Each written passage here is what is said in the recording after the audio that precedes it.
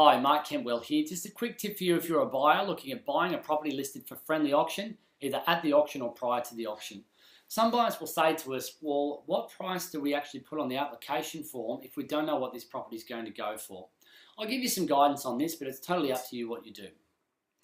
Generally, I recommend having a good think about what you think the maximum this property could go for would be.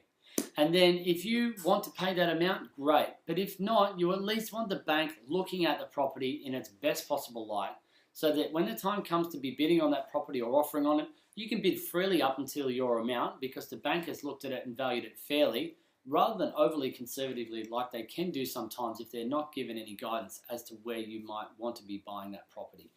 The second thing that we can do is give the bank valuer or the mortgage broker or bank what we call a valuation kit. Now, this is third-party information from research sites showing some of the strongest sales in the market and how they might compare to the actual subject property.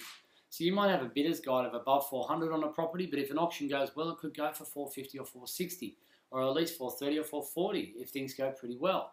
Now, if the bank comes in and they see a bidder's guide of over 400 and you're hoping to buy it for 4 to 420 and you've only really put something like that on the application form, it's rare that they'll then go and value it at substantially above what you've told them that you want to pay for it.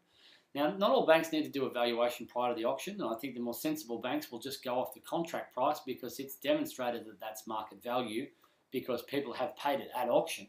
However, some banks will want to come through first. So if that's the case, recommend going in with the strongest you think it could be and then making your own decision come auction, and also allowing the agent to get the information off to them nice and early.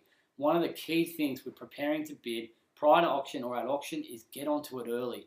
A lot of brokers and banks will tell you they can give you an approval in 48 hours. They might be able to give you a conditional or a verbal approval, but there's a lot of things that need to happen after that, with paperwork being submitted, the property being valued, and other means tests and assessments done.